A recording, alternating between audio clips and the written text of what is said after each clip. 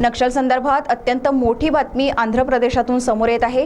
Police आणि नक्षलांच्या चकमकीत 3 कोटीच्या बक्षिसाचा नक्षल नेता गजरला रवी ठार झाला असून यामध्ये 2 महिला नक्षल्यांचाही खात्मा करण्यात आला आहे। आंध्र प्रदेशच्या अल्लुरी सीतारामजी जिल्ह्यातील मारडपल्ली जंगलात आज पहाटे झालेल्या चकमकीत नक्षल चळवळीचा प्रमुख नेता गजरला रवी उर्फ उदय ठार झाला। त्याच्यासोबत झोनल सदस्य अरुणा उर्फ रावी व्यंकट चैतन्य आणि प्लाटून सदस्य अंजू या 2 महिला नक्षलींचाही खात्मा करण्यात आला। 3 कोटी रुपयांच्या बक्षिसाची घोषणा करण्यात आलेला गजरला रवी हा आंध्र ओडिशा बॉर्डर समितीचा सचिव व आंध्र स्पेशल झोनल समितीचा सदस्य होता।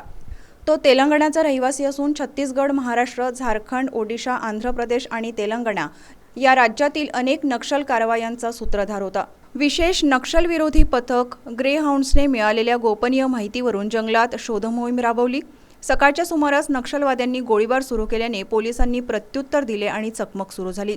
ठार झालेली अरुणा ही वरिष्ठ नक्षल नेता चलपतीची पत्नी आणि आझाद म्हणून ओळखल्या जाणाऱ्या चेरकुरी राजकुमारची बहीण होती। तिच्यावरही 50 लाखांचे बक्षीस घोषित होते। अंजूनेही छत्तीसगडमधील अबुजमाड आणि इंद्रावती नॅशनल पार्क परिसरात महत्त्वाच्या नक्षल मोहिमा चालवल्या होत्या।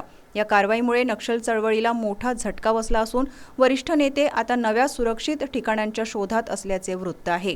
गेल्या काही महिन्यांपासून या भागात चकमकी वाढल्याचेही स्पष्ट झाले आहे।